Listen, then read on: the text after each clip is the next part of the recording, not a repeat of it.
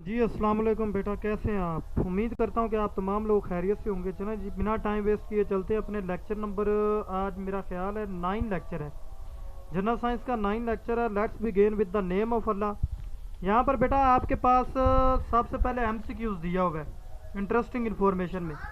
ये आप क्या करेंगे जी, ये रीड कर लेंगे। ओके हो गया, इसको आप खुद रीड करेंगे।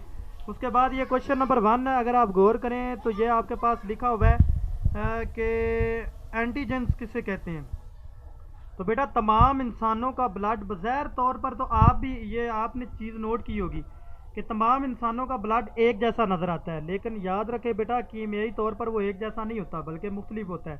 ये फ़र्क खून के, सिर्फ आप ये नहीं कह सकते कि जनाब खून की रंगत देखकर आप कहें कि ब्लड एक जैसा है, ये नहीं होता। बेसिकली ब्लड को कई मतलब तकसीम किया जाता है ग्रुप्स में, जैसे ए बी ओ, या ओ में, या ओ नेगेटिव, ओ पॉजिटिव, इस तरीके से। ओके हो गया। तो ये बेटा आपके पास इसको तकसीम करने का नाम क्या कहलाता है जी? एंटीजेंस कहलाता है। क्या कहलाता है? एंटीजेंस कहलाता है। एक डेफिनेशन आपने ये करनी है।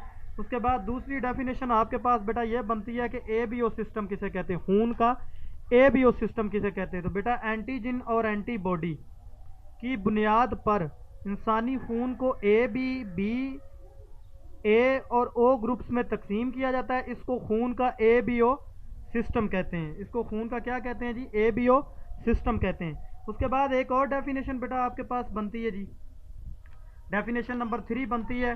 क्या डेफिनेशन है कि यूनिवर्सल डोनर्स किसे कहते हैं? यूनिवर्सल डोनर्स की तारीफ करें।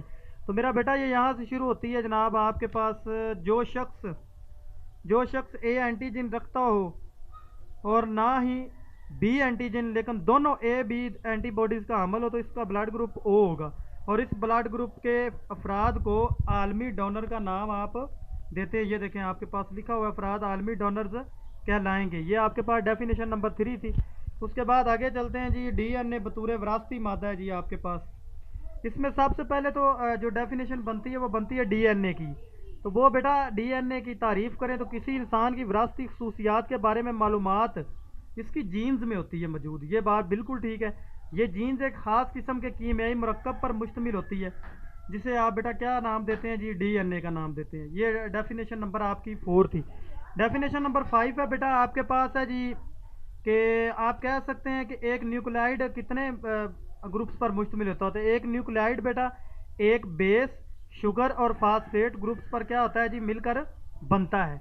ये इसकी डेफिनेशन बनती है। उसके बाद है जी बेटा आपके पास डेफिनेशन नंबर नेक्स्ट है, जीन्स किसे कहते हैं? जीन्स।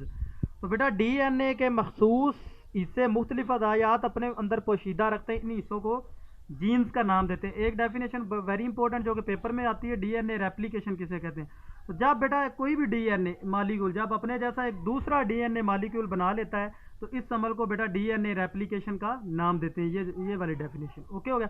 उसके बाद नेक्स्ट डेफिनेशन आपके पास बनती है लास्ट 8 के जन्यूम किसे कहते हैं। तो एक सेल के अंदर मौजूद तमाम जीन्स को जन्यूम का नाम देते हैं। एक सेल के अंदर मौजूद तमाम जीन्स को जन्यूम कहते हैं। इंसानी जन्यूम में 3.2 बिलियन पेयर मौजूद होते हैं। ये एमसीक्यूज में आ जाता होता है।